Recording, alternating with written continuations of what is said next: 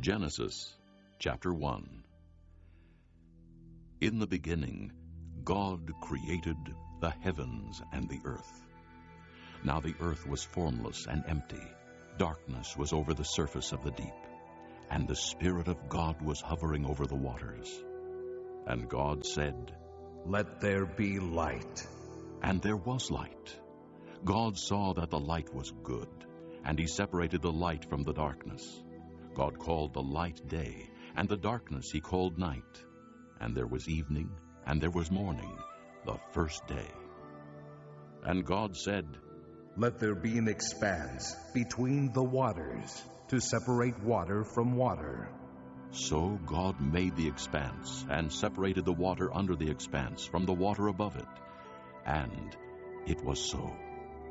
God called the expanse sky, and there was evening, and there was morning, the second day. And God said, "Let the water under the sky be gathered to one place, and let dry ground appear." And it was so. God called the dry ground land, and the gathered waters he called seas. And God saw that it was good. Then God said, "Let the land produce vegetation, seed-bearing plants and trees on the land that bear fruit with seed in it, according to their various kinds." And it was so. The land produced vegetation, plants bearing seed according to their kinds, and trees bearing fruit with seed in it according to their kinds. And God saw that it was good. And there was evening, and there was morning, the third day. And God said, "Let there be lights in the expanse of the sky to separate the day from the night, and let them serve as signs to mark seasons and days and years. And let them be lights in the expanse of the sky to give light on the earth." And it was so. God made two great lights, the greater light to govern the day, and the lesser light to govern the night. He also made the stars.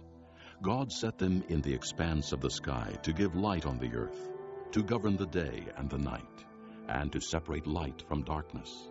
And God saw that it was good. And there was evening, and there was morning, the fourth day. And God said, "Let the water teem with living creatures, and let birds fly above the earth across the expanse of the sky." So God created the great creatures of the sea, and every living and moving thing with which the water teems, according to their kinds, and every winged bird according to its kind. And God saw that it was good. God blessed them and said, "Be fruitful and increase in number, and fill the water in the seas, and let the birds increase on the earth." And there was evening, and there was morning, the fifth day. And God said, "Let the land produce living creatures according to their kinds, livestock, creatures that move along the ground, and wild animals, each according to its kind." And it was so. God made the wild animals according to their kinds, the livestock according to their kinds, and all the creatures that move along the ground according to their kinds. And God saw that it was good. Then God said, "Let us make man in our image, in our likeness, and let them rule over the fish of the sea and the birds of the air, over the livestock, over all the earth, and over all the creatures that move along the ground." So God created man in his own image. In the image of God he created him. Male and female he created them. God blessed them and said to them, "Be fruitful and increase in number. Fill the earth and subdue it.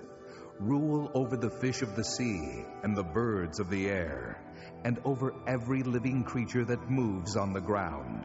Then God said, "I give you every seed-bearing plant on the face of the whole earth, and every tree that has fruit with seed in it. They will be yours for food. And to all the beasts of the earth, and all the birds of the air, and all the creatures that move on the ground, everything that has the breath of life in it. I give every green plant for food." And it was so. God saw all that he had made, and it was very good. And there was evening, and there was morning, the sixth day.